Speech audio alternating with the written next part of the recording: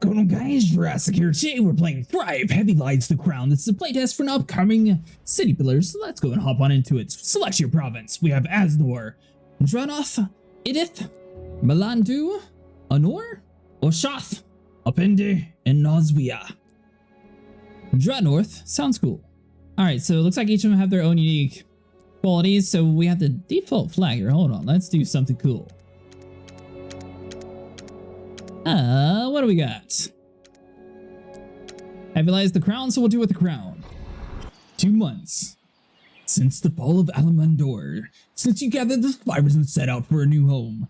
Nismor, it's the future, a land free from the terrors of the past. Here you will build a new kingdom guided by the faithful advisors who come from Ura. Your advisors are very competent, but none can deny their own interest. Everyone has a plan for your reign. In the end, it is you alone who must see the tone in your role. Where does your interest lie? Where wisdom is grown, little fear remains. We rise vigilance, scared but unbroken. We rise with vengeance. We rise with vigilance, scared but unbroken. Prosperity pursuit ensures a bountiful future. Feels like wisdom's probably the best answer, so we'll go with wisdom. Would you like to play the tutorial? Yes, we would. Well done, Your Majesty. Now that you've found a new home, let's move our caravan to the location you wish to build the keep. Once you've found the perfect spot, press the highlighted button to deploy the caravan.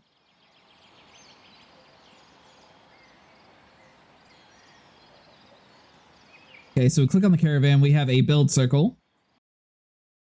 Alright, so if we zoomed out some, so in Dranoth, we do have a fishing pier relatively close by on the left side, so the plan here is going to be to just basically have our camp set up over in this early direction.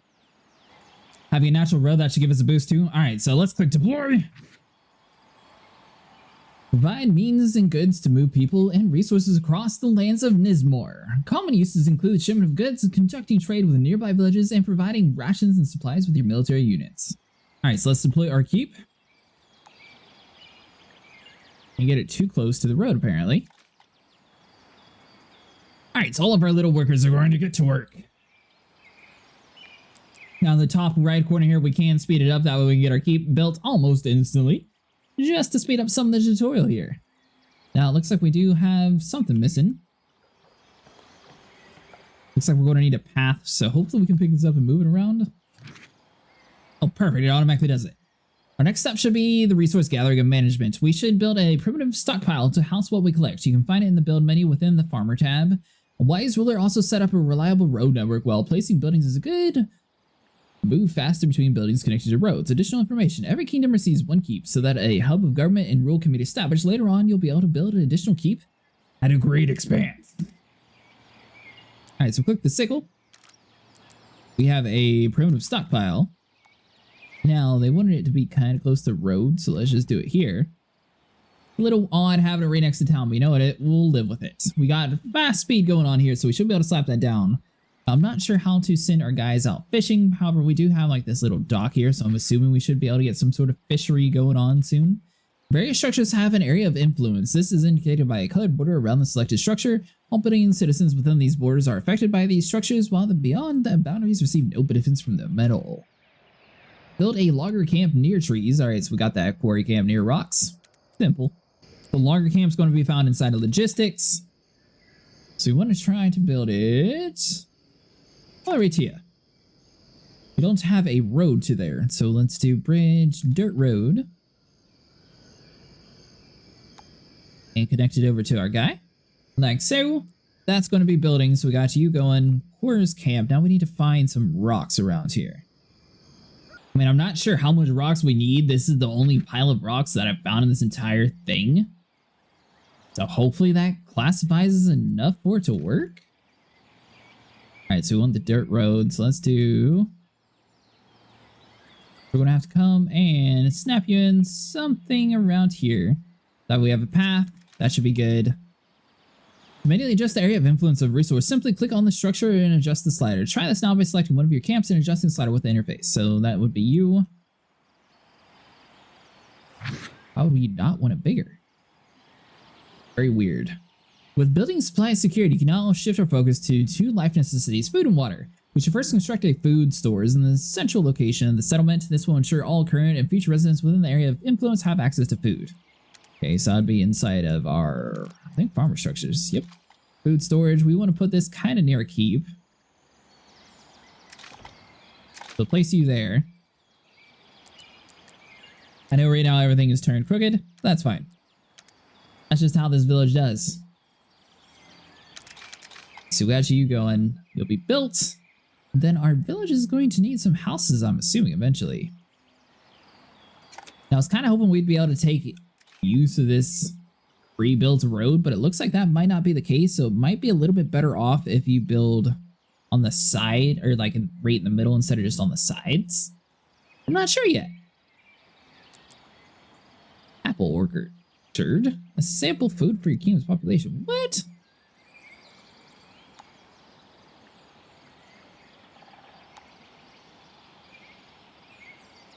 Hold on. So if we do this, may as well build some trees right next to it, and then we can store the apples right there. Now it does say it's on 3 times speed, however, it seems like this game does have relatively slow building. Prioritize deliveries. Alright, so we got logs, stone. We do have a couple workers in each one. You are going to need a path. So we'll just connect you into that. Next, let's place a well in the area of the settlement where you intend to house residents. Both current and future residents will have to access fresh water within the AOI. Locate and build a well from the build menu. Alright, so Farmers tab. Now, where we want houses. Technically, we could have the houses like down this way and do like a decent ramp. So let's do maybe the well here on the end. Then we can have like the housing just all like stacked around here like a normal grid like that. I think that would work out best for us. Alright, so what will be built? So what do we have here? Happiness is little down. Total population, we got 20 farmers. Evening. Oh. The foundation of your settlement have been laid, but much has been done to encourage its growth. Your Curia, a small group of advisors, will help you find your way. Chancellor Declan Bodhi and Duke Donovan Stanton are those who remain from the fallen kingdom's Curia. Sir Osania Hayward, a trusted knight and friend, has been added to the round of the group. Together you must determine where to best focus our efforts in the fledgling kingdom. The solution's easily found, Your Majesty. Without our people, we would not have come this far. The resilience should be rewarded, instill in confidence and joy. It is true, Chancellor. They've overcome much. The tragedies of the past are but a few steps behind us. This is why we should focus on securing and protecting what we've started here. Only a strong defense can we find and courage to rise once more. Both reasonable positions, gentlemen. Yes, Your Highness. Reasonable to be certain, yet both overlooking that must reliable maintain and grow the kingdom its coffers. Without sufficient coin, it will be difficult to grow beyond simple thatch and stone. We must inspire the people. Fair points. All citizens' security, our wealth, all important to our foundation. Safety first above all else. How can we best help our people? Or you choose coin over citizens or security? I feel like Duke Stanton's probably the way where you'd get the most rich civilization, but the Chancellor is probably the one with the most people happy with him. But at the same time, Hayward probably has the best defense against natural things, so I would go with either one of these two options. We'll go with Chancellor Declan. Your Highness, without the procurement of life's necessities, we cannot flourish. Let us focus our attention on food, shelter, and others essentials so that we'll have to strengthen our own kingdom. Strength can only be nurtured through creating a proper defense, Your Highness. The Chancellor means well, but he's given the fear the people still hold. We must let him feel secure. Food is security, Hayward, as is shelter. Let us hear from the knight. I agree with Chancellor Bodhi. What are your thoughts, Duke? Your Grace, our citizens are indebted to us. Rebuild what we lost. Our people should devote their lives and wealth to the cause. Their investments will ensure a prosperous future for all. Duke, surely you could not expect those survivors to give up what very little they had left. It is an investment, Declan. You act as if they will not benefit. Ooh. I feel like Hayward's probably... It's either Duke or Stanton on this one. Sovereigns are still unfamiliar with this land. As such, we must remain on guard and procure the means to defend or fortify our fledgling kingdom. 'Twas not long since we side by side took up arms against defense of our beloved land and king. I'll never question your desire to protect Hayward, but we must first secure the settlement's wealth, as that is the key to our progress. You are both mistaken. If I may, your highness, Hayward's request may create tensions between the locals and the dukes. Well, now isn't the time to be contemplating coin. We must establish a sense of community first. I agree with Hayward. Sir Hayward is honored by your support. He informs you that his troops must have secured the resources needed for some fences. Constructing fences will help your citizens feel secure. Alright, now what is this little person icon? I don't have any workers. So we need, let's do 2 less and 2 more. What? That's not good. So we don't have enough people for the well? So many resources displayed on the top right of your screen. You can customize the resources displayed by clicking them on the blah blah blah. And try this now.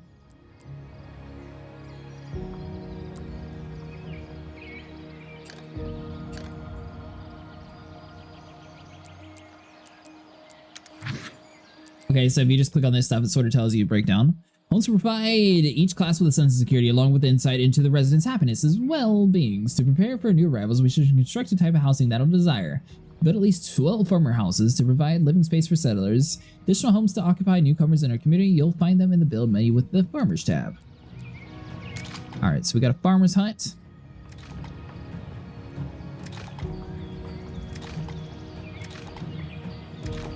We'll do 5. 3, 4, 5. And I think we need one more set if I remember correctly.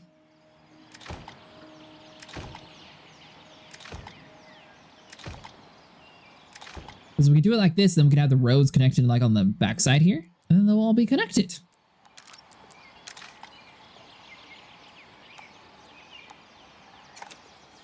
To do that, you come down around here. To get a little bit of room, might be able to plant some trees or something in the future back there. We messed up. There's a little bit of a space. This person's going to have a bush or something next to him. I'm not sure what yet. Oh man, the herb garden would have been perfect. Alright, so we're still in fast forward mode. Houses are going to be built. We need to build 12 houses, so that should be plenty. Now, if you guys are curious, this is a game that has a beta playtest going on Steam right now. The release date for the official game is going to be sometime in 2024. But let me know if you guys want to see more of this game. It is going to have a 3-hour at least playtest, sort of showing off the different variations that we're able to do.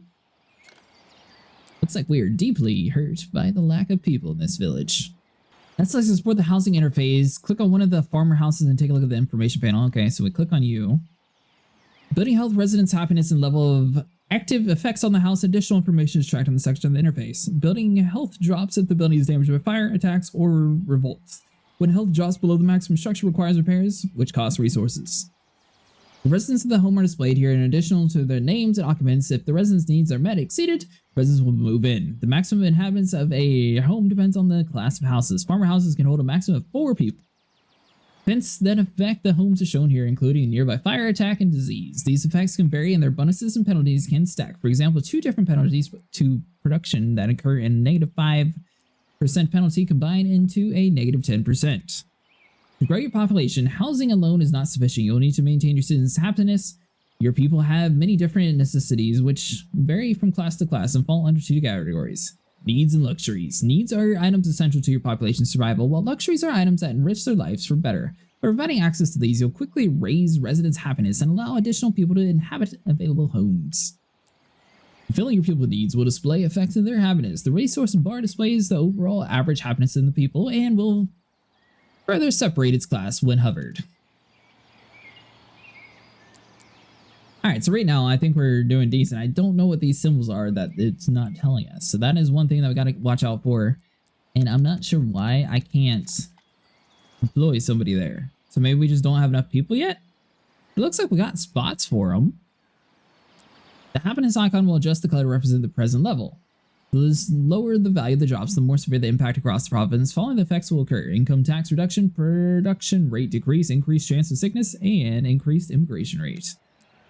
If 20 or more individuals of the same class are discontent, there is a chance that they may get into revolt. Citizens in the state gather together outside the keep, shouting and raising torches to show their anger. During these protests, affected citizens will have their production reduced by an amount based on their happiness level.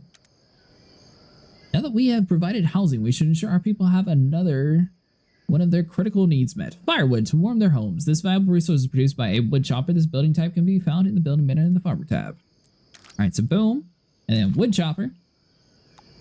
Do you chop the wood, or do you want to be like over here next to that? I feel like over here makes the most sense. So you'll chop the wood, and then you just have to bring it into the town. Did the road wrong once again because I didn't rotate the building. We'll do it like that, and you'll be connected. You're good to go. Alright, so it takes a very long time, but eventually you will have enough people to start going to the well. Sir Osian Hayward brings forth a young man. He followed the caravan for nearby... Sir Osian Hayward brings before you a young man. He followed the caravan for nearly the entire trek. Careful to keep his distance. He claims he is an orphan that the Welligrim brought the illness to his village, which was a stone's throw from Alamandor's gates. He's asked for a place in your new settlement. He looks for a home among us. Or so he says, and that's what he says is little, but that is the truth. The child quivers before you, a boy perceived in his 8th, maybe 10th year. His clothing is caked in mud and dust. Twigs and leaves adorn his shoulders, length hair. His eyes are shy, fleeting the glance is mixed with the sorrow and fear. A brave journey is yet cautious one. If you wanted to join our settlement, why didn't you speak up as we traveled? Why wait? The boy cannot find an answer, so he does not speak. It is rare to see such sadness in the eyes of so young. It's clear he's been through so much, and yet he preserves. As we all have, and as we all do, in this we are united. The child rests his gaze upon you a little longer, his eyes watery, cheeks wet, sensing your compassion. Do you know how much else about him, Hayward? His family, craft, or station? Where best he might be suited in our new kingdom? I believe they were the trades, your highness. Am I correct, boy? The child softly nods, returning his gaze to the throne room's floor. Let us find you a willing trade master. The child is brought for you to your finest tradesmen, who are ever eager to pass on their knowledge and skills to willing apprentice. They question the boy, taking their time to determine the best placement. With their guidance, a new citizen and tradesman will arise, and the kingdom shall be better for it. Nice!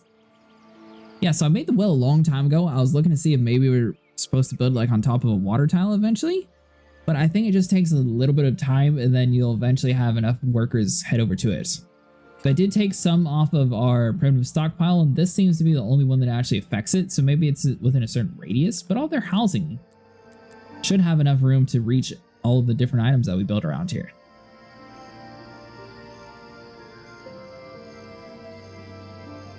Alright guys, this is just a start to our civilization. If you guys enjoyed, make sure you like and subscribe, and let me know if you guys want to see more of this game.